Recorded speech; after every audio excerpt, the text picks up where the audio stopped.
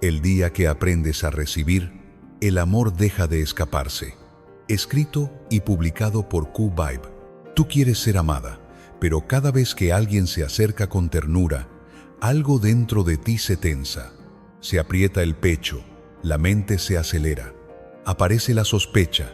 Te preguntas qué quiere, cuánto va a durar, cuándo se va a cansar. Y sin darte cuenta, haces lo que ya conoces. Te pones fría, te haces la fuerte, respondes corto, dices que no necesitas a nadie. Pero por la noche, cuando se apaga el ruido, vuelve la soledad. Y ahí entiendes una verdad incómoda. No te falta amor. Te falta un lugar interno donde el amor pueda quedarse sin que tu cuerpo lo viva como un peligro. Este audiolibro existe para mostrarte el mecanismo real que está manejando tu vida afectiva. No desde teorías difíciles, sino desde lo que se nota en tu cuerpo, en tus impulsos, en tus pensamientos automáticos, en ese segundo exacto en el que pasas de querer amor a empujarlo lejos. Vas a mirar tus relaciones como un espejo. Vas a reconocer tu proyección, tu sombra y también esa parte brillante que llevas años escondiendo. Y lo más importante, vas a practicar herramientas simples, directas, aplicables, para empezar mañana mismo, porque permitirte ser amada no es suerte, es una habilidad, y cuando esa habilidad crece, el amor deja de ser persecución, se vuelve un lugar donde puedes quedarte sin abandonarte a ti. Capítulo 1. No te falta amor, te falta la capacidad de recibirlo.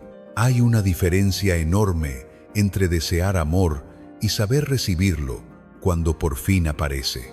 Mucha gente vive con la idea de que el problema está afuera, que falta la persona correcta, el mensaje correcto, el momento correcto. Pero el giro real llega cuando miras lo que pasa dentro de ti, justo cuando alguien te trata bien, no cuando te confunden, no cuando te persiguen a medias, no cuando te dejan en duda, cuando te cuidan de forma simple y limpia. Ahí se revela todo. A Lucía le pasa con una frase que suena tranquila. Un hombre bueno le escribe: te veo cansada, descanso contigo. No es un reclamo, no es una prueba, no es una exigencia, es presencia. Es alguien diciendo: estoy aquí, no tienes que sostenerlo todo sola. En teoría, eso debería aliviar, pero al leerlo, Lucía se incomoda. No se siente cuidada, se siente rara. El cuerpo se pone tenso, como si esa cercanía fuera demasiado. La mente busca rápido una interpretación que la proteja. Quizás quiere algo, quizás está actuando, quizás después va a cambiar. Y sin darse cuenta, sale el reflejo de siempre. Contesta frío, distante. Como si marcara territorio, como si dijera: no te acerques tanto. Y enseguida se repite una frase que suena fuerte, pero funciona como una puerta cerrada: no necesito a nadie. Esa frase no nace de la paz, nace del miedo a depender, del miedo a abrir, del miedo a ilusionarse. Durante unas horas parece que funciona.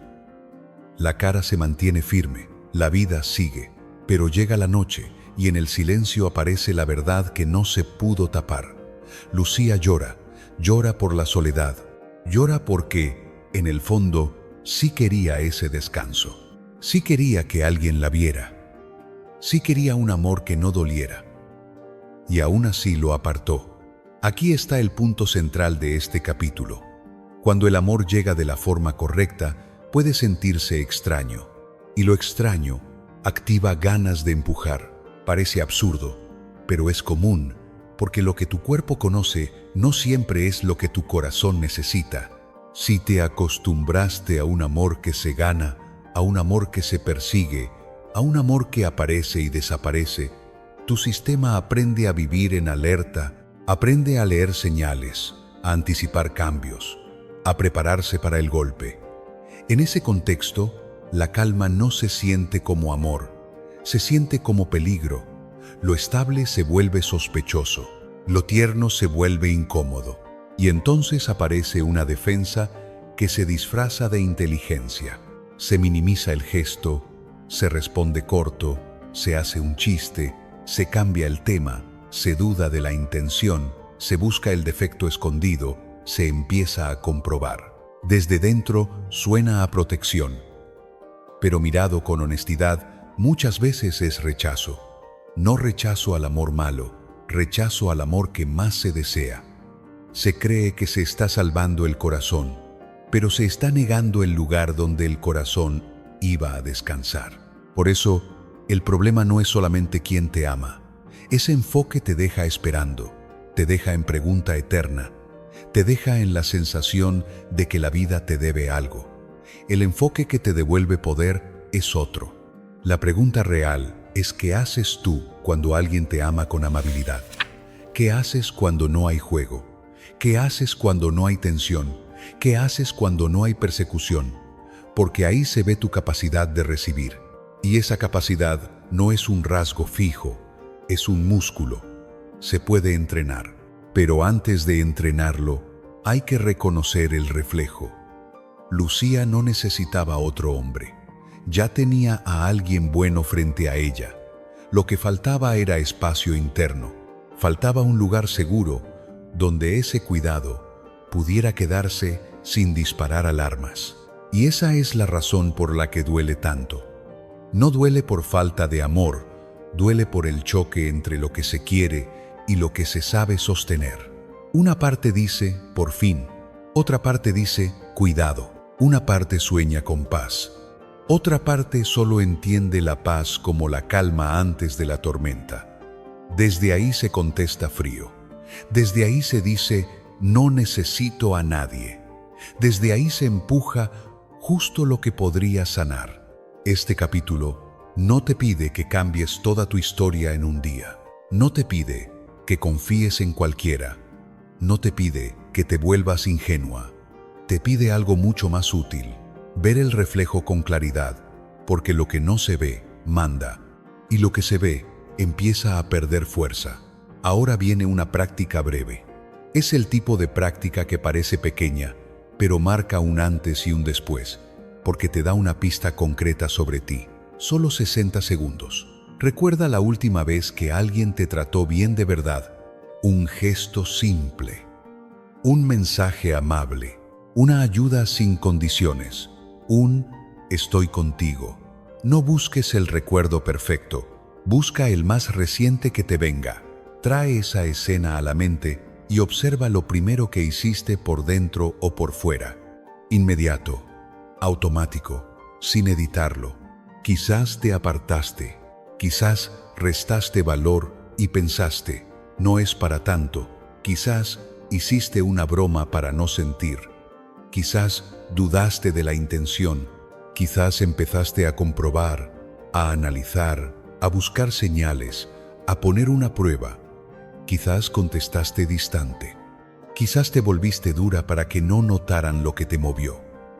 Ahora escribe una sola frase que describa ese reflejo. Una sola, directa, sin justificar. Por ejemplo, cuando me tratan bien, me cierro. O cuando alguien me cuida, sospecho. O cuando llega la calma, busco el problema. La frase exacta no importa. Importa que sea verdadera. Esa frase va a ser tu indicador durante todo el audiolibro. Va a mostrarte dónde empieza la fuga, dónde se activa el viejo mecanismo, dónde te abandonas un poco a ti para no sentir riesgo. Y aquí viene el cierre del capítulo, sencillo y firme. No hace falta arreglar nada grande todavía. No hace falta prometer cambios gigantes. No hace falta forzarte a reaccionar perfecto. Por ahora, basta con ver la reacción real. Verla sin maquillaje, verla sin orgullo, verla sin castigo. Porque el primer paso para permitirte ser amada no es encontrar más amor. Es dejar de rechazarlo cuando llega con respeto. Y eso empieza con una sola cosa: reconocer tu reflejo. Capítulo 2. El espejo en el amor, lo que te atrae y lo que te molesta, también es un mensaje. En el amor, no solo eliges personas, eliges sensaciones conocidas. Por eso a veces aparece una contradicción que desconcierta. Se dice querer calma, pero el cuerpo se enciende con lo frío, lo distante, lo difícil de alcanzar. Eso le ocurre a Lucía. Existe una atracción inmediata hacia personas ocupadas, poco disponibles, emocionalmente cerradas. Gente que no se entrega del todo, que deja espacios vacíos, que obliga a estar pendiente. Ahí surge intensidad, ahí se activa la mente, ahí aparece la sensación de estar viva. En cambio, frente a un hombre estable, presente, claro en sus intenciones, surge fastidio. Algo se tensa por dentro, aparece el juicio, demasiado bueno, demasiado tranquilo, demasiado predecible. Y sin darse cuenta, lo llama aburrido, aun cuando durante años ha repetido que desea paz. No hay incoherencia moral en eso, hay información. El amor funciona como un espejo psicológico muy preciso. Aquello que atrae con fuerza y aquello que genera rechazo suelen reflejar partes internas no reconocidas. Cuando ese espejo no se mira, la elección de pareja no se hace desde los valores, sino desde la herida. Se elige lo familiar, no lo que sostiene. Se confunde activación con conexión. Se confunde intensidad con profundidad. En el caso de Lucía, la frialdad del otro no es solo frialdad. Es un estímulo conocido, un guión aprendido, un terreno emocional donde moverse resulta incómodo, pero familiar. La espera, la duda, la incertidumbre, todo eso mantiene el sistema en alerta constante. Esa alerta se interpreta como pasión. El cuerpo aprende ese lenguaje y luego lo busca. Por el contrario, la estabilidad no ofrece ese sube y baja. No hay persecución, no hay premio intermitente, no hay tensión constante, solo hay presencia. Y esa presencia deja al descubierto algo que antes quedaba tapado: la dificultad para descansar, la incomodidad con la cercanía real, el miedo a ser vista sin tener que esforzarse. Cuando alguien es claro, ya no hay dónde esconderse. Cuando alguien es constante, ya no se puede vivir en modo supervivencia emocional. Eso confronta, por eso molesta. El espejo también muestra otra cosa. Aquello que se admira profundamente en otras personas suele señalar un potencial propio que no ha sido desarrollado o permitido. Seguridad, claridad, capacidad de poner límites, libertad para expresarse. Se observa, se valora, incluso se idealiza, pero no se encarna. Entonces aparece una dinámica silenciosa: buscar afuera a alguien que viva esa parte, o elegir a alguien que la apague para no tener que enfrentarse a ella. De ahí nacen muchas elecciones repetidas, no por mala suerte, sino por falta de lectura del mensaje. El punto central de este capítulo es simple: la otra persona no es solo la otra persona, funciona como espejo. A veces refleja heridas no resueltas, a veces refleja recursos dormidos, a veces refleja aspectos que generan vergüenza, miedo o culpa. Cuando no se entiende ese reflejo, se reacciona en automático. Se idealiza lo inaccesible, se rechaza lo disponible, se persigue lo que duele, se desprecia lo que cuida. Y luego aparece la pregunta de siempre: ¿por qué vuelve a pasar? La respuesta no está en el otro, está en el espejo ignorado. Este enfoque no sirve para culparse ni para analizarlo todo en exceso. Sirve para recuperar elección, porque cuando se entiende qué se está proyectando, deja de elegirse a ciegas. La práctica de este capítulo es directa y reveladora. 2 párrafos cortos, sin adornos, sin explicación larga. Primero, escribir qué tipo de persona genera atracción fuerte. Rasgos concretos, actitudes, dinámicas, no juicios. Luego, escribir qué tipo de persona genera molestia o rechazo. Lo que irrita, lo que incomoda, lo que aburre. Después de cada párrafo, añadir una sola frase que responda a esto. Esa cualidad vive dentro de mí. ¿De qué forma? ¿Está reprimida, temida, asociada a vergüenza o simplemente no desarrollada? Nada más. No hace falta resolverlo ahora. Nombrarlo es suficiente, porque cuando el espejo se vuelve visible, la relación cambia. Ya no se trata de culpar a quien atrae o rechaza. Se trata de entender qué parte interna está pidiendo atención. El espejo no existe para señalar errores. Existe para devolver poder. Poder de elegir desde la conciencia y no desde el reflejo automático. Poder de no confundir excitación con amor. Poder de no rechazar la paz solo porque no se parece al pasado. Cuando el mensaje se entiende, la elección deja de ser repetición. Empieza a ser decisión. Capítulo 3. Proyección. Cuando dejas de ver al otro y solo ves tu miedo. Hay momentos pequeños que desatan tormentas enormes. No hace falta una traición ni una pelea. Basta un silencio, basta una espera, basta un mensaje que no llega cuando se esperaba. A Lucía le ocurre con algo simple. Un hombre al que está conociendo tarda 2 horas en responder. Nada más, 2 horas. Al inicio no pasa nada. Luego aparece una inquietud leve. Después, una idea. Tal vez está perdiendo el interés. La mente no se queda ahí. Sigue. Tal vez hay alguien más. Tal vez solo estaba jugando. Tal vez nunca fue tan sincero. En pocos minutos, la cabeza ya construyó una historia completa. El cuerpo acompaña. El pecho se aprieta. El estómago se tensa. Las manos buscan el teléfono. Sale un mensaje. Luego otro. Después se borra. Se vuelve a escribir. Se revisa la hora. Se mira si estuvo en línea. Se interpreta cada detalle. Cuando finalmente llega la respuesta, estaba en reunión, aparece una mezcla incómoda. Vergüenza por haber exagerado, rabia por haberse sentido pequeña, culpa por haberse expuesto y confusión porque el alivio no dura. Algo queda encendido.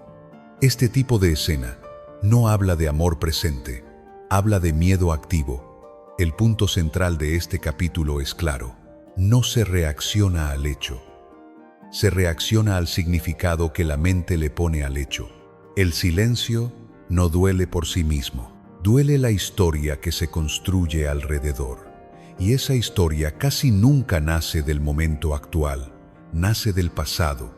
Nace de experiencias donde la espera sí terminó en abandono. Donde el silencio sí fue castigo. Donde la distancia sí significó pérdida. El cerebro aprende rápido. Aprende a anticipar dolor para intentar evitarlo. El problema es que esa anticipación no distingue tiempo ni persona. Aplica el mismo guión una y otra vez. Por eso, en lugar de ver a la persona real que está enfrente, se ve una amenaza antigua. En lugar de responder al presente, se responde a una herida vieja. A eso se le llama proyección. No se está viendo al otro. Se está viendo un miedo propio proyectado sobre el otro. En ese momento, la relación deja de ser un vínculo y se convierte en una pantalla donde se reproduce una película conocida. Abandono, rechazo, humillación, pérdida de control. La mente no pregunta si eso está ocurriendo ahora. La mente actúa como si ya estuviera ocurriendo, y desde ahí se escribe, se exige, se explica de más, se ataca o se cierra. Desde fuera puede parecer exagerado. Desde dentro se siente como supervivencia. El giro que cambia todo no es comprobar la realidad externa, no es pedir más pruebas, no es exigir más seguridad. El giro es otro, reconocer qué miedo se activó. No hace falta saberlo todo del otro, no hace falta certeza absoluta. Hace falta una sola claridad. ¿Qué miedo está al mando ahora mismo? Cuando ese miedo no se nombra, toma el control. Cuando se nombra, pierde fuerza. La proyección se alimenta de confusión, se debilita con precisión. Mientras el miedo es difuso, parece enorme. Cuando se concreta en una palabra, baja de intensidad. Por eso este capítulo no invita a analizar la conducta del otro, sino a observar el movimiento interno. En el momento de activación, la prioridad no es entender la relación. La prioridad es entender el estado interno. Porque ninguna conversación es clara cuando el cuerpo está en alarma. Ninguna decisión es justa cuando la mente está dominada por una historia antigua. La práctica de este capítulo es simple y corta, pero cambia el rumbo. Cuando aparezca la activación, detener todo durante 30 segundos. No escribir, no explicar, no reclamar. 30 segundos para mirar hacia adentro. En silencio, decir una sola frase. Ahora mismo tengo miedo de... y completar con una sola palabra. No una frase larga, no una justificación, una palabra precisa. Abandono, rechazo, humillación, control. La que aparezca primero suele ser la correcta. Nombrar no elimina el miedo, pero le quita el volante. Deja de ser una nube difusa y se convierte en algo localizado. El cuerpo lo nota, la respiración baja un poco, la urgencia pierde filo, la mente deja de correr tan rápido. Desde ahí, algo importante ocurre. Se recupera la capacidad de ver al otro tal como es ahora. No como fue alguien en el pasado. Ver el mensaje tal como es, no como la herida lo interpreta. Ver la relación desde el presente, no desde el recuerdo. Esto no significa negar riesgos ni idealizar. Significa separar realidad de proyección. Significa no castigar al presente por algo que ocurrió antes. Cada vez que se actúa desde la proyección, se reacciona con intensidad desproporcionada. Se pide más de lo necesario. Se ataca donde no hay ataque. Se cierra donde no hay peligro. Y después aparece la culpa, el cansancio, la sensación de haberse traicionado a uno mismo. Detener la proyección no es volverse pasivo, es volverse preciso. Es responder a la hora, no al eco del pasado. El cierre de este capítulo es una idea firme. Mientras el miedo dirija, el amor real no se ve. Solo se ven amenazas, solo se ven fantasmas. Cuando el miedo se nombra y se contiene, el otro vuelve a aparecer como persona y no como símbolo. Ahí empieza algo nuevo, no la perfección, no la certeza absoluta. Empieza la posibilidad de ver el amor tal como es, sin filtros viejos. Y solo desde ahí, una relación puede ser real. Capítulo 4. La sombra. Lo que rechazas acaba dirigiendo tus relaciones. Existe una trampa silenciosa que parece madurez, pero termina pasando factura. Decir que todo está bien cuando no lo está. Sonreír mientras algo se acumula por dentro. Mostrar calma externa, mientras la tensión crece en capas invisibles. A Lucía le ocurre así. Ante cualquier pregunta responde, bien. Ante cualquier conflicto minimiza. Ante cualquier molestia se adapta. No grita, no reclama, no confronta. Desde fuera parece equilibrada. Desde dentro empieza a endurecerse. Con el paso del tiempo surge irritación sin causa clara. Aparece sarcasmo. Se vuelve distante. Se enfría. Y un día, por algo pequeño, algo que no lo justifica, estalla. La reacción es intensa, desproporcionada. Luego llega la culpa, llega el rechazo hacia sí misma. La pregunta aparece tarde. ¿Por qué reaccioné así? La respuesta no está en el momento de la explosión, está en todo lo que se negó antes. El núcleo de este capítulo es claro. La sombra no es solo lo negativo, no es solo rabia, envidia o egoísmo. La sombra es cualquier parte que no te permitiste tener. Emociones prohibidas, impulsos censurados, necesidades ignoradas, deseos callados, límites no puestos. Todo eso no desaparece, se queda dentro, presionado. Y lo que se reprime durante mucho tiempo no se calma, se deforma. Cuando no se le da un lugar consciente, busca salida inconsciente.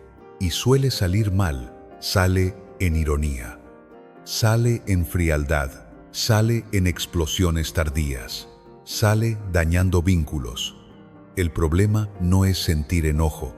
El problema es no permitirte sentirlo cuando aparece. El problema no es necesitar espacio.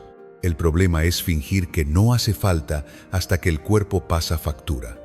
En el caso de Lucía, la rabia no era nueva, solo estaba escondida.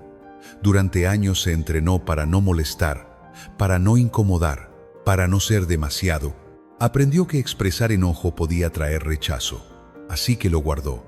Y mientras más lo guardaba, más se acumulaba, hasta que ya no pudo salir de forma sana.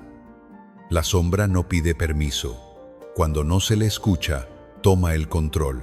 Aquí aparece un cambio importante de mirada. No hace falta eliminar la parte oscura. No hace falta combatirla ni corregirla como si fuera un error. Hace falta integrarla.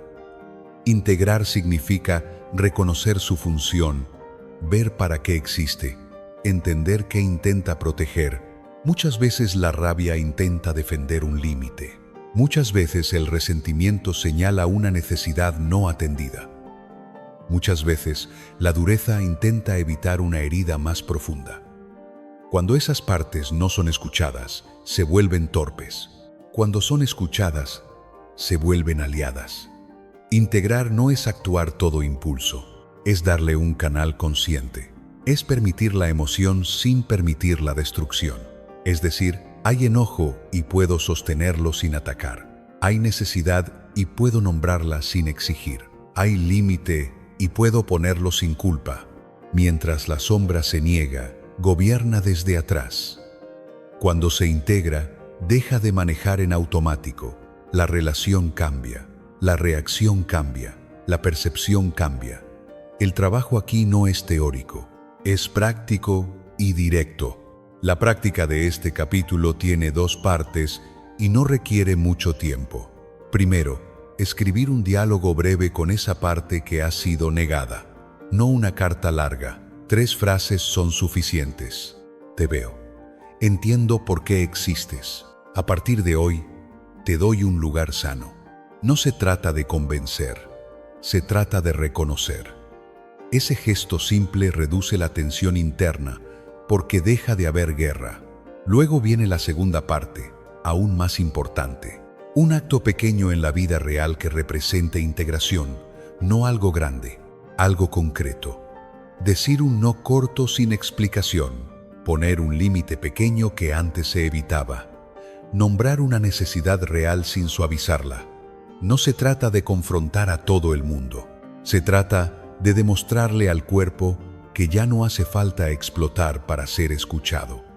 Cada vez que una necesidad se expresa a tiempo, la sombra pierde fuerza. Cada vez que un límite se pone con calma, la rabia no necesita gritar. Cada vez que una emoción se valida, deja de sabotear. Integrar la sombra no te vuelve más dura, te vuelve más clara. No te vuelve conflictiva, te vuelve honesta, no te aleja del amor, te vuelve más segura dentro de él, porque deja de haber acumulación, deja de haber cuentas pendientes internas, deja de haber explosiones tardías. El cierre de este capítulo es simple y firme. Lo que se rechaza gobierna desde la oscuridad, lo que se integra deja de mandar. Cuando te das permiso para contener tus partes difíciles, reduces el daño hacia ti y daño hacia otros. No porque seas perfecta, sino porque ya no necesitas explotar para existir. Y desde ahí, las relaciones se vuelven más limpias, más estables, más reales. Capítulo 5. La sombra dorada. También estás conteniendo tu propia luz. Existe una forma de autocensura que pasa desapercibida porque parece humildad. No levantar demasiado la voz, no ocupar demasiado espacio, no brillar demasiado para no incomodar. A Lucía le ocurre de manera sutil. Admira a mujeres seguras, firmes, expresivas. Las llama valientes. Dice que le encantan. Las observa con respeto. Pero cuando llega el momento de hablar desde su propio lugar, algo se frena. Antes de decir lo que piensa, aparece una disculpa. Antes de afirmar, aparece una suavización. Antes de ocupar espacio, aparece el miedo a ser demasiado, demasiado directa, demasiado intensa, demasiado visible.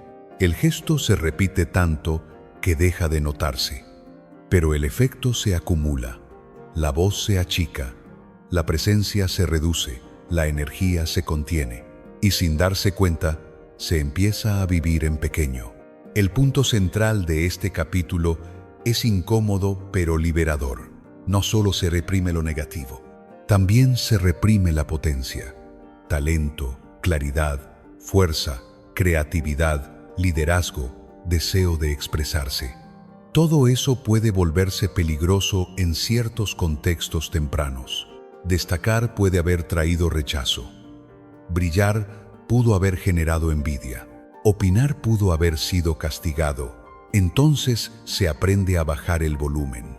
El problema es que esa luz no desaparece, se queda esperando. Y cuando no se vive en primera persona, se busca afuera, se admira en otros, se idealiza en parejas, se depende de quienes sí se permiten ser lo que uno no se anima. Ahí nace una dependencia silenciosa. No se ama desde la plenitud, se ama desde la carencia. Se necesita al otro para que viva la parte que quedó dormida. El cambio de mirada aquí es clave.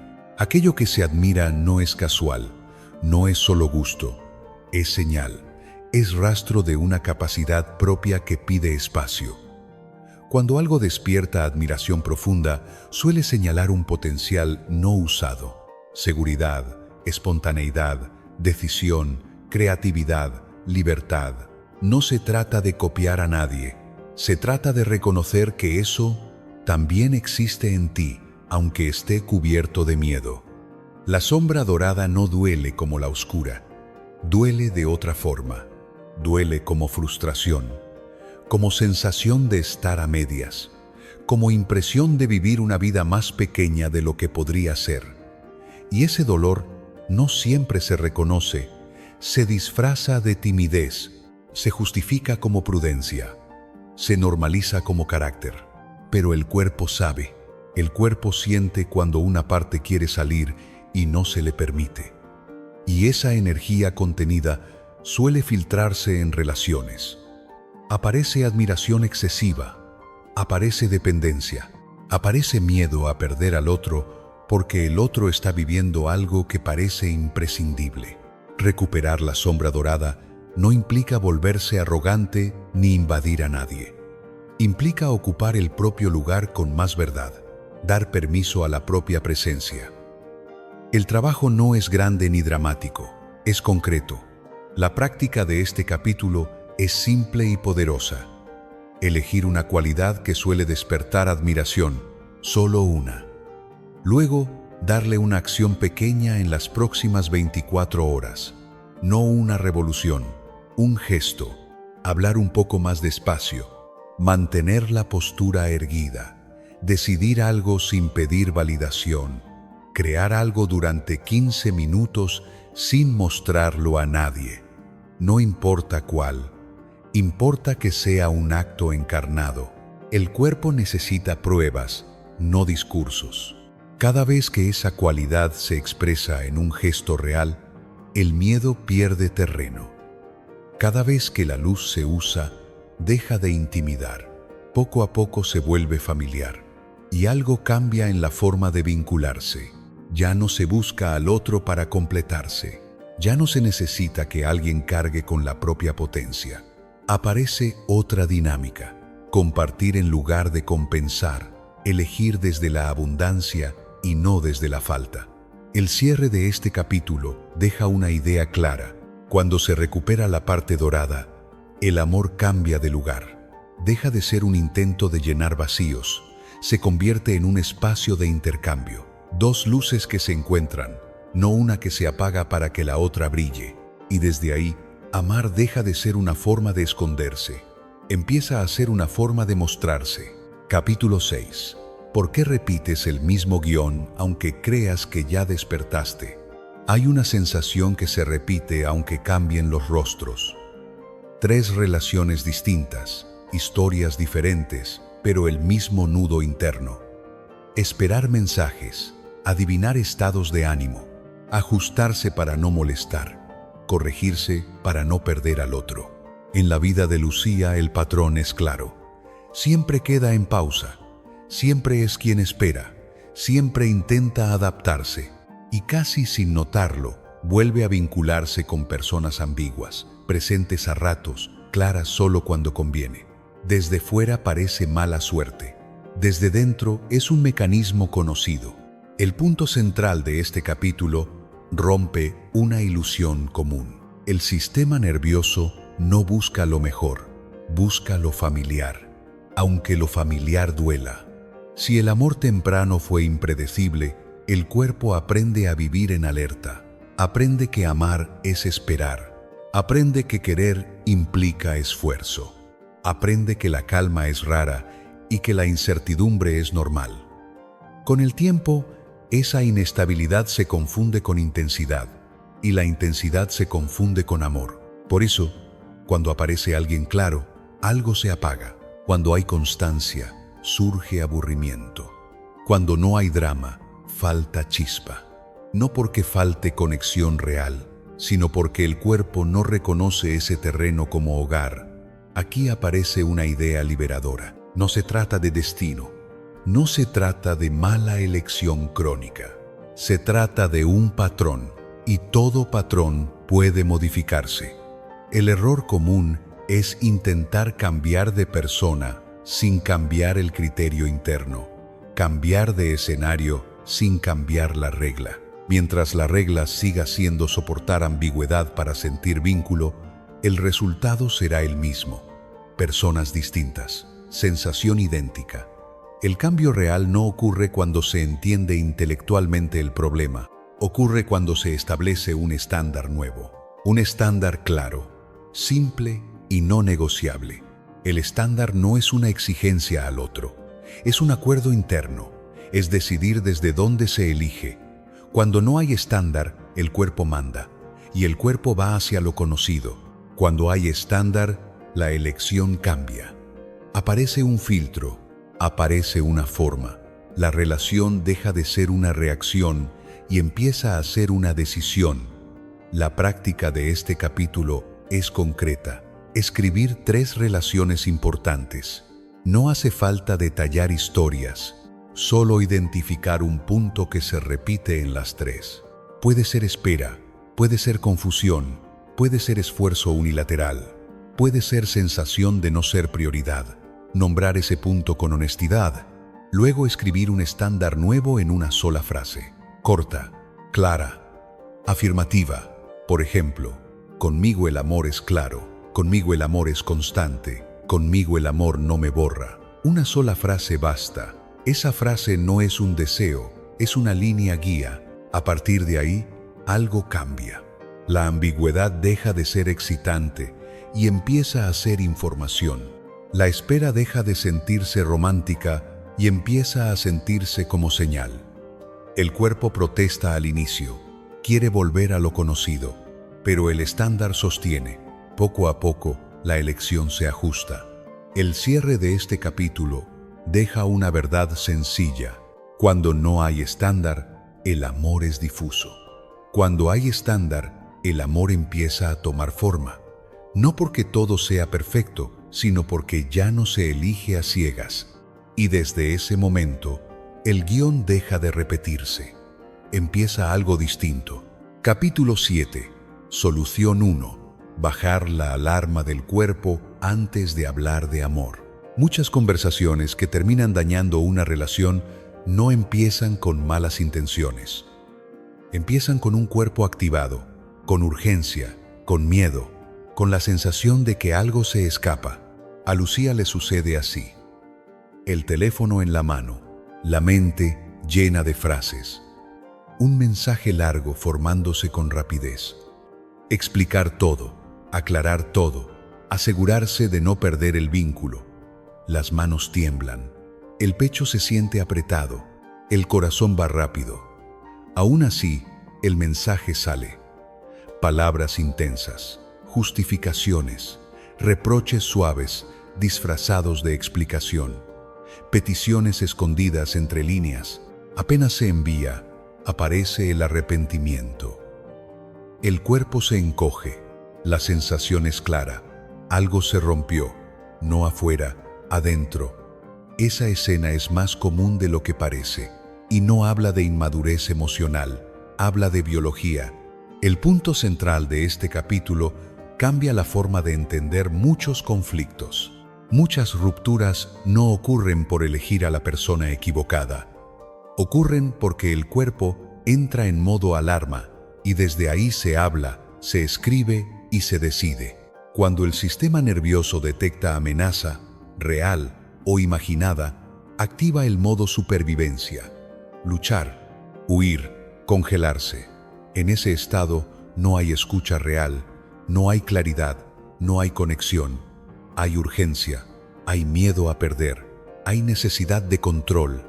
Y desde ahí, incluso las palabras más bien intencionadas suenan a ataque, a exigencia o a reclamo. El problema no es lo que se dice, es desde dónde se dice. Mientras el cuerpo esté en alarma, ninguna conversación será segura, ninguna explicación será suficiente, ninguna respuesta del otro calmará de verdad. Porque la raíz no está en la relación, está en el estado interno. Aquí aparece un cambio clave de mirada. Antes de intentar arreglar un vínculo, hace falta regular el cuerpo. Antes de hablar de amor, hace falta salir del modo supervivencia. No se trata de pensar distinto, se trata de sentir distinto. El cuerpo es quien manda el tono. El cuerpo define si una frase suena a cuidado o a reproche, si suena a presencia o a demanda, si suena a amor o a miedo. Cuando el cuerpo está activado, la mente busca explicaciones. Cuando el cuerpo se calma, la mente encuentra palabras más limpias. Por eso, el trabajo no empieza en el chat ni en la conversación. Empieza en el pecho, empieza en la respiración, empieza en la capacidad de generar seguridad interna. Este capítulo no propone evitar conversaciones difíciles, propone elegir el momento interno correcto. Hablar con el cuerpo en calma no significa callarse para siempre. Significa no disparar desde la herida. Significa no usar la relación para regular una angustia que es interna. Significa dejar de pedir al otro que calme algo que puede calmarse desde dentro. La herramienta que se propone aquí es sencilla y poderosa. Un ritual de 2 minutos. No requiere experiencia previa. No requiere silencio perfecto.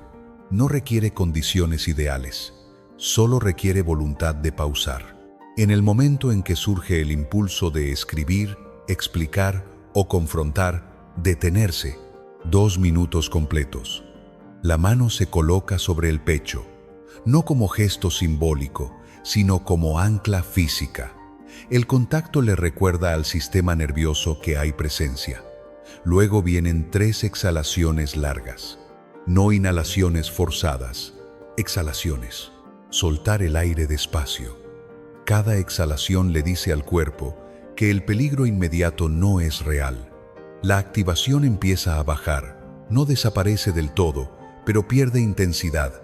Después viene el paso más importante. Nombrar la emoción con una sola palabra. No una historia, no una acusación.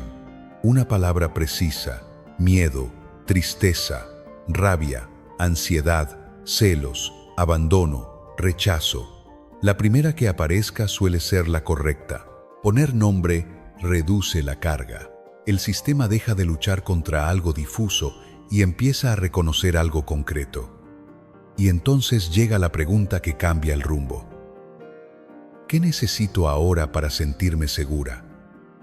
No qué necesito del otro, no qué debería cambiar él, no qué explicación falta. ¿Qué necesito yo ahora? Una necesidad real, descanso, claridad interna, tiempo, contención, pausa. A veces la respuesta no tiene nada que ver con la otra persona.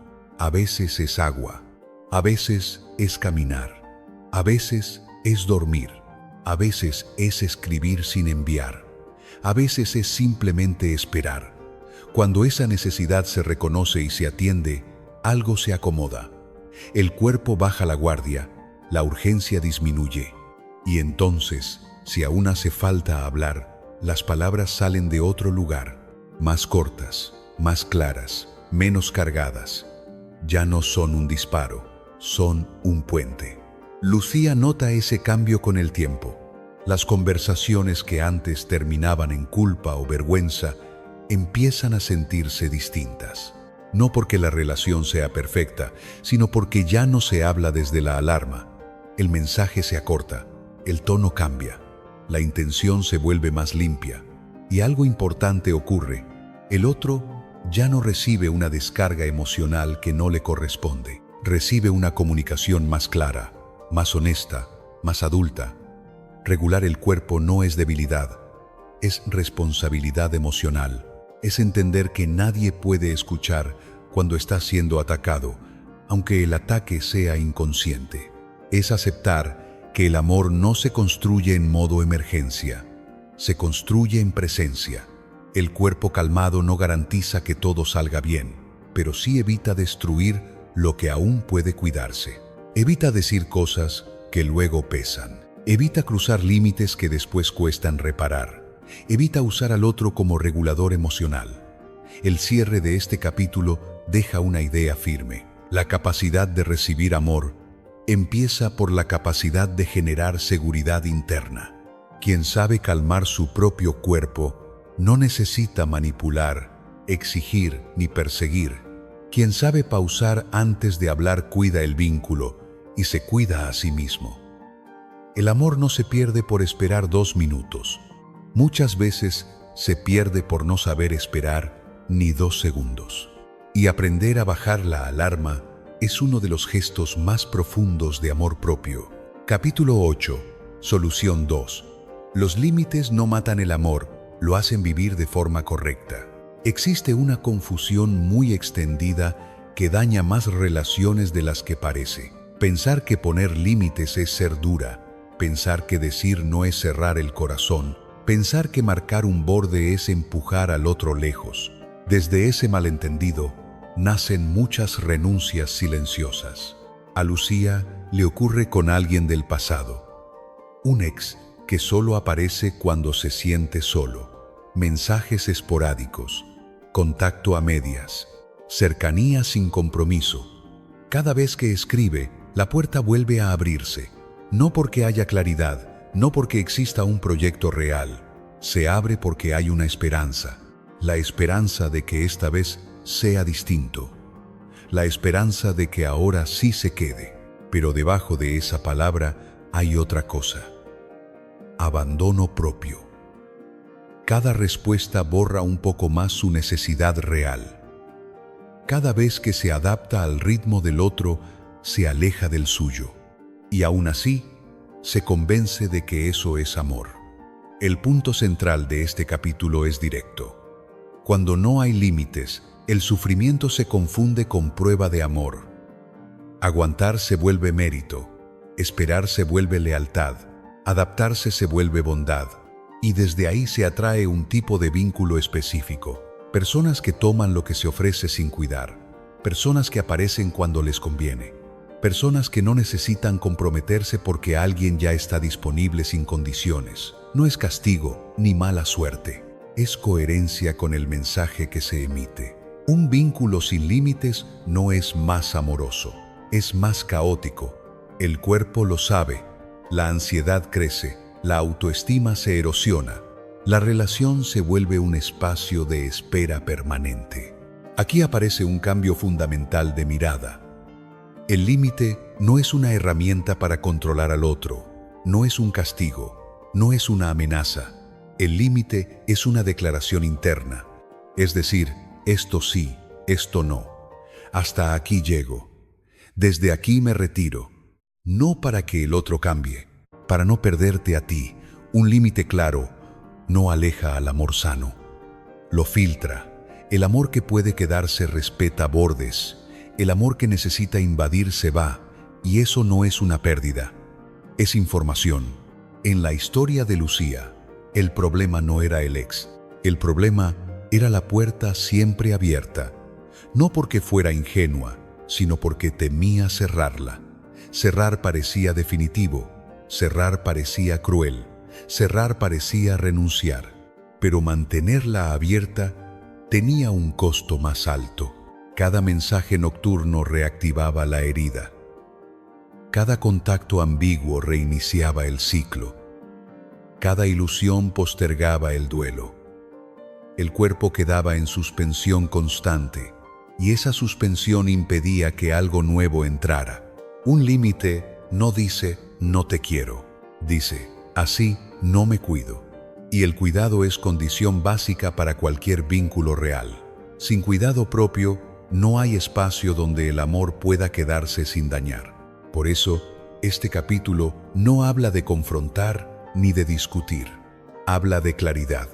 Claridad que empieza por dentro y luego se expresa afuera. La práctica de este capítulo es sencilla, pero requiere honestidad. La regla de una frase: no discursos, no explicaciones largas, no justificaciones. Una sola frase que marque el límite. Clara, concreta, respirable. Algo que pueda decirse sin entrar en debate. No puedo con mensajes a medianoche.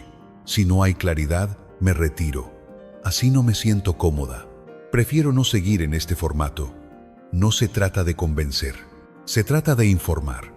El límite no necesita ser entendido para ser válido. Necesita ser sostenido. Antes de decirlo, practicar frente al espejo. No para memorizar palabras, sino para notar el cuerpo. Decir la frase despacio.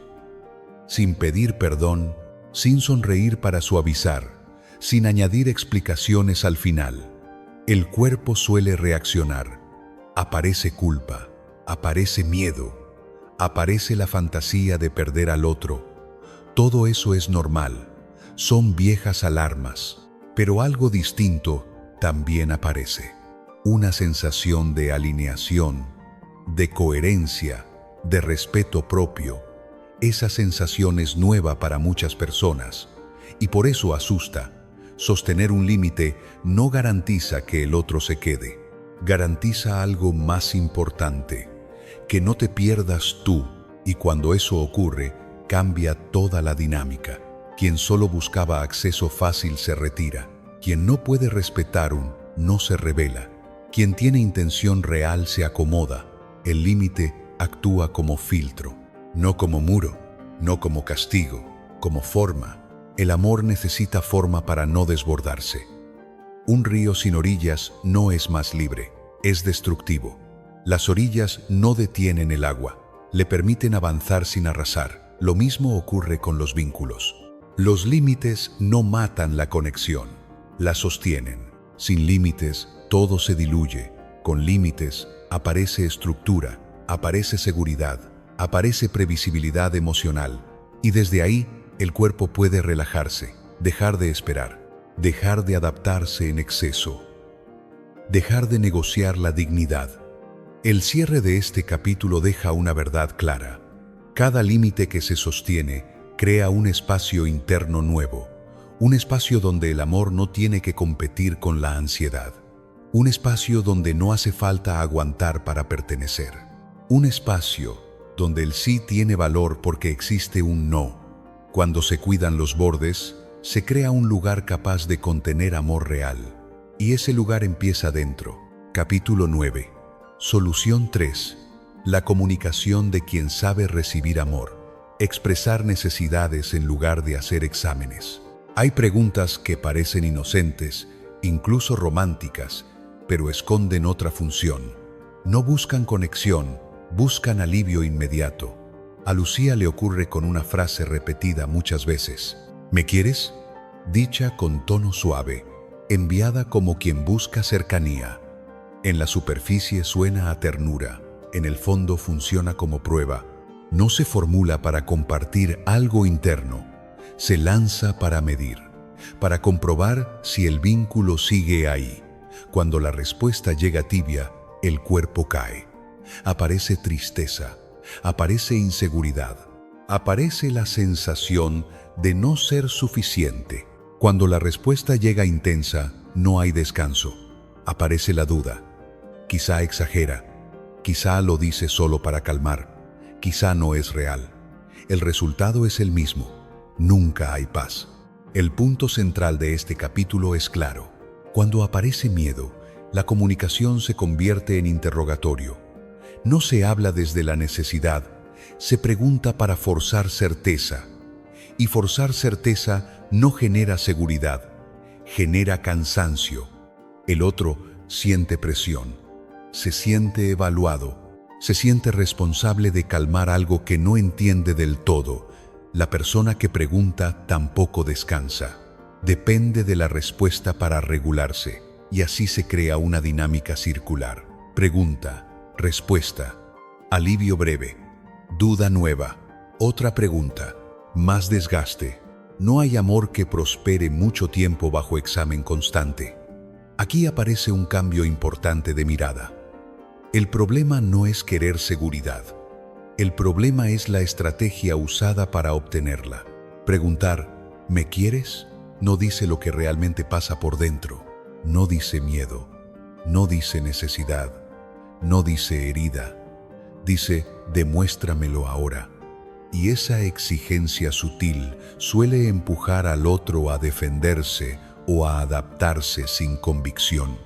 En ambos casos, la conexión se debilita.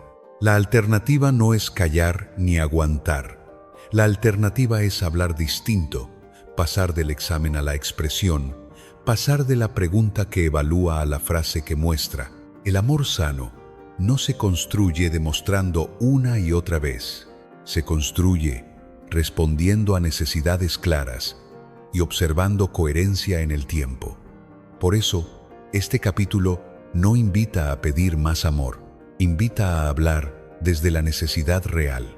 Decir necesito en lugar de demuéstrame. Decir me pasa esto en lugar de haz algo para que no me sienta así. Cuando se nombra la necesidad, se abre un espacio de honestidad. Cuando se lanza un examen, se activa una defensa. En el caso de Lucía, detrás del ¿me quieres?, había algo más simple y más vulnerable. Necesidad de constancia, necesidad de claridad, necesidad de sentir presencia sostenida. Pero eso no se decía, se preguntaba.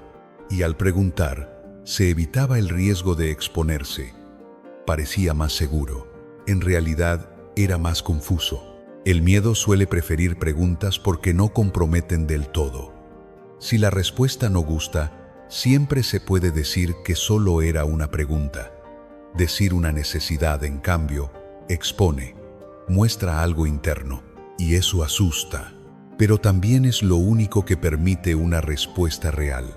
Aquí entra el principio clave. No hace falta comprobar el amor. Hace falta observar conducta frente a necesidades expresadas. Una relación se vuelve clara cuando se dicen necesidades y se mira qué hace el otro con esa información. No lo que promete, no lo que dice en un mensaje bonito, lo que sostiene con acciones. La práctica de este capítulo es concreta. Cambiar la frase, tomar una pregunta habitual y transformarla en una expresión directa. En lugar de ¿me quieres?, decir necesito más constancia. En lugar de ¿por qué no contestas?, decir cuando desapareces me activo. Necesito claridad. Frases cortas, sin amenaza, sin acusación, sin discurso largo. No se trata de explicar la infancia ni de justificar la emoción. Se trata de nombrar el efecto y la necesidad. Ese cambio parece pequeño, pero altera toda la dinámica. La otra persona ya no se siente evaluada, se siente informada. Ya no tiene que adivinar qué responder para pasar la prueba. Puede elegir cómo responder a la necesidad, y ahí aparece algo muy valioso: la respuesta real. Algunas personas se acercan, ajustan, preguntan, sostienen. Otras minimizan, evitan, se retiran. Ambas respuestas son información, mucho más útil que un sí, claro, dicho, para salir del paso. Expresar necesidades no garantiza que se satisfagan, garantiza claridad. Y la claridad ahorra meses de confusión. Decir lo que se necesita filtra rápido, no desde la dureza, sino desde la honestidad. El miedo suele decir que expresar necesidades espanta. En realidad, solo espanta a quien no puede o no quiere responderlas. Y eso no es una pérdida, es una revelación. El cuerpo aprende algo importante cuando se comunica de este modo. Ya no depende de la reacción del otro para regularse. Se sostiene en la propia verdad, se dice lo que pasa, se observa lo que ocurre, se decide en función de hechos, no de suposiciones. La relación deja de ser un campo de pruebas y se convierte en un espacio de intercambio real. El cierre de este capítulo deja una idea firme. Quien es compatible no huye de necesidades claras. Puede que no siempre pueda cumplirlas, pero no las invalida. Quien no es compatible suele mostrarse cuando las necesidades se expresan sin rodeos, y eso ahorra desgaste. Hablar desde la necesidad no es pedir demasiado, es hablar con honestidad. Y cuando la comunicación deja de ser un examen, el amor tiene una oportunidad real de mostrarse tal como es. Capítulo 10. Esto, la capacidad de recibir y sostener el amor sin abandonarte. Hay un momento decisivo que no siempre se reconoce como tal.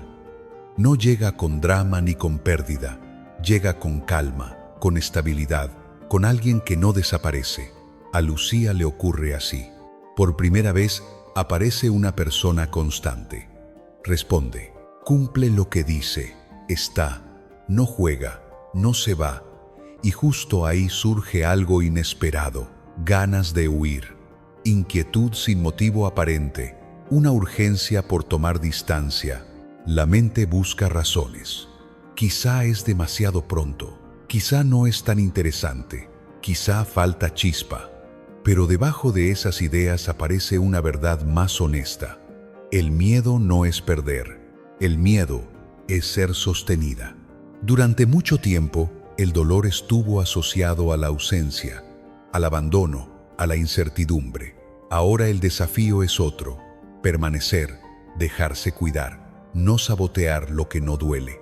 Aquí aparece la frase que resume todo el recorrido. Nadie te amará hasta que entiendas esto. No porque los demás sean incapaces, no porque el mundo sea injusto, sino porque mientras no exista capacidad de recibir, el amor se convierte en prueba, en lucha, en compensación. Se exige, se evalúa, se estira, se rompe, no por mala intención, sino por reflejos antiguos. Este libro no habla de encontrar a alguien mejor, habla de convertirte en un lugar más habitable para el amor. Y eso es una habilidad, no un rasgo de carácter, no una suerte especial, una habilidad entrenable. Permítete ser amada no es una frase bonita, es una práctica. Y esa práctica se sostiene sobre 3 pilares claros. Primero, ver los patrones, reconocer cómo se repite la historia, cómo el cuerpo busca lo familiar aunque duela, cómo se confunde intensidad con vínculo. Sin esa claridad, todo lo demás falla. Segundo, integrar lo que fue negado, la sombra oscura que explotaba y la sombra dorada que se escondía. Lo que no se acepta dentro, dirige desde atrás. Integrarlo no elimina la dificultad, pero quita el sabotaje. Tercero, generar seguridad en el cuerpo. Sin regulación interna, ninguna relación es estable. El cuerpo en alarma destruye incluso lo bueno. El cuerpo en calma permite sostener. Cuando esos 3 elementos se alinean, algo cambia de verdad.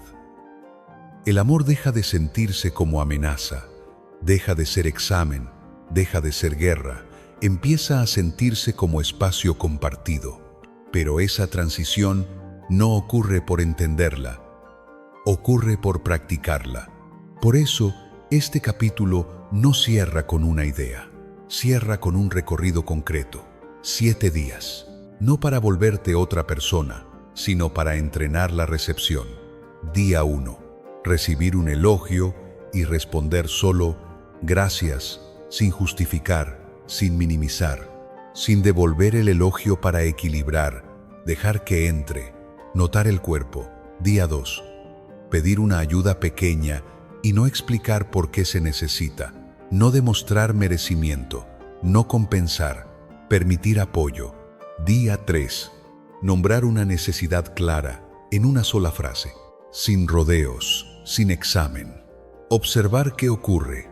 Día 4. Colocar un límite pequeño, algo que antes se evitaba por miedo. Sostenerlo sin disculpas. Día 5. Elegir una acción para la parte dorada, un gesto donde la propia luz tenga espacio. Crear, decidir, expresarse. Aunque incomode un poco. Día 6. Ante una activación, aplicar el ritual de 2 minutos antes de responder. Mano en el pecho. Exhalar, nombrar emoción. Preguntar qué hace falta ahora para sentirse segura. Día 7. Escribir el estándar del amor en 3 frases cortas y leerlas en voz alta, no como deseo, como acuerdo interno. Ese recorrido no promete perfección, promete algo más real, coherencia. Cada gesto entrena al cuerpo a no huir, a no atacar, a no desaparecer, a quedarse presente cuando el amor no duele. Eso es lo más difícil para quien aprendió a amar desde la carencia. Permanecer cuando no hay drama, sostener cuando no hay persecución, descansar sin culpa. Con el tiempo, algo se acomoda. La urgencia baja, el control se relaja, la necesidad de probar desaparece, y entonces el amor ya no tiene que demostrar nada. Puede ser vivido. El cierre de este capítulo es simple y contundente. No necesitas que te amen más. Necesitas dejar de abandonarte menos. Cada vez que te quedas contigo, el amor encuentra un lugar. Cada vez que no te traicionas por miedo, el vínculo se vuelve más real. Permítete ser amada no es pedir, es permitir. Y cuando eso ocurre, el amor deja de ser una carrera. Se convierte en un lugar donde puedes quedarte sin perderte. El recorrido comenzó con una pregunta que dolía y parecía no tener respuesta. ¿Por qué nadie ama? Y termina en un lugar distinto, más honesto y más poderoso. ¿Qué ocurre por dentro cuando el amor se acerca? A lo largo de este camino, se aprendió a mirar el espejo en las relaciones, a reconocer cómo ciertas atracciones y rechazos hablaban de partes internas olvidadas. Se vio la proyección en acción, ese momento en que el miedo del pasado ocupa el lugar del presente. Se encontró la sombra que, al no ser escuchada, tomaba el control desde atrás, y también la parte dorada que llevaba tiempo esperando permiso para brillar. Apareció la necesidad de un estándar claro, no como exigencia al otro, sino como brújula interna. Se bajó la alarma del cuerpo para dejar de hablar desde la urgencia. Se entendió el valor real de los límites y la diferencia entre preguntar para comprobar y hablar para expresar una necesidad. Nada de esto fue teoría. Todo tuvo forma de experiencia concreta. El mensaje central es uno solo y sostiene todo lo demás. El amor se queda donde puede ser recibido, no donde se persigue, no donde se examina, no donde se soporta. Se queda donde hay espacio interno, regulación, claridad y respeto propio. No porque el otro sea perfecto, sino porque ya no hay guerra por dentro. Cuando desaparece la autotraición, el vínculo deja de ser campo de batalla. Este cierre no busca motivar con frases bonitas, busca invitar a un gesto real. Mañana, en las próximas 24 horas, basta una acción, solo una. Un límite dicho con calma, una necesidad expresada en una frase clara, o el ritual de 2 minutos antes de responder un mensaje que activa. No hace falta hacerlo todo, no hace falta hacerlo bien, hace falta hacerlo de verdad. Un solo gesto sostenido cambia más que 1000 promesas. Ese gesto le enseña al cuerpo que ya no está solo, que ya no tiene que correr, explicar, aguantar o probar nada para merecer amor. Permítete ser amada no significa pedir más, significa construir un lugar interno distinto. Un lugar donde el sí no nace del miedo y el no viene cargado de culpa. Desde ahí, el amor deja de sentirse como una persecución interminable, deja de ser una prueba constante, se vuelve presencia compartida, un espacio donde quedarse no implica perderse, un espacio donde cuidar al otro empieza por no abandonarte a ti. Y cuando eso se vuelve hábito, el amor ya no tiene que huir, simplemente se queda. Cuando empecé a escribir esto, creía que el tema era el amor. Que si entendías bien los patrones, si aprendías a comunicar, si seguías los pasos correctos, el amor llegaría y se quedaría. Esa era mi idea inicial. Pero a medida que avanzaba, algo fue cambiando. Me di cuenta de que el amor no era realmente el tema. El tema eras tú, específicamente. Lo que ocurre en tu interior en el segundo exacto en que alguien te ofrece algo genuino. Eso fue lo más importante que encontré al escribir estas páginas. No el abandono que viviste antes. No las personas que fallaron, sino ese reflejo automático que convierte la ternura en amenaza, la calma en sospecha, la presencia en algo que hay que alejarse. Ese mecanismo es el que manda. Y mientras no se ve con claridad, dirige todo. Lo que más me costó entender durante años fue esto. Una persona puede desear profundamente ser amada y al mismo tiempo hacer todo lo posible, sin darse cuenta, para que ese amor no entre. No por inmadurez, no por falta de ganas, sino porque el cuerpo aprendió a sobrevivir de una manera y lo que no es familiar se siente como peligro, aunque sea bueno. Yo lo pensaba al revés. Creía que quien no podía recibir amor era porque no lo quería suficiente. Hoy sé que casi siempre es exactamente lo contrario. Lo quiere tanto que el miedo a perderlo es insoportable. Eso cambia todo. Porque si el problema fuera solo encontrar a la persona correcta, la solución estaría fuera de ti. Pero si el problema es la capacidad de recibir, entonces el poder también está en ti. Y eso, aunque al principio asusta, en el fondo es una noticia mucho mejor. Este libro no es para ti si estás buscando al culpable de tu historia afectiva. Es para ti si ya sabes, en algún rincón honesto, que parte de lo que no ha funcionado tiene que ver con cómo reaccionas cuando algo bueno se acerca. Si reconoces ese reflejo de cerrarte justo cuando podrías abrirte, este recorrido fue para eso. Lo que quiero que te lleves no es un método ni una promesa. Es una pregunta que vale la pena hacerse en momentos concretos. ¿Me estoy alejando de esto por intuición real o por miedo disfrazado de intuición? Esa distinción es sutil, pero cuando la aprendes a notar, cambia la dirección de muchas decisiones. Y la acción concreta, si es que puedes hacer solo una cosa después de esto, que sea esta. La próxima vez que alguien te ofrezca algo limpio, algo genuino, sin trampa visible, intenta no neutralizarlo de inmediato. No tienes que decir sí a todo. No tienes que bajar la guardia de golpe. Solo detente un segundo antes de responder con frialdad o distancia. Y pregúntate qué está pasando realmente en tu cuerpo en ese momento. Solo eso, ese segundo, puede ser el inicio de algo distinto. Porque permitirte ser amada no es un acto de fe ciega.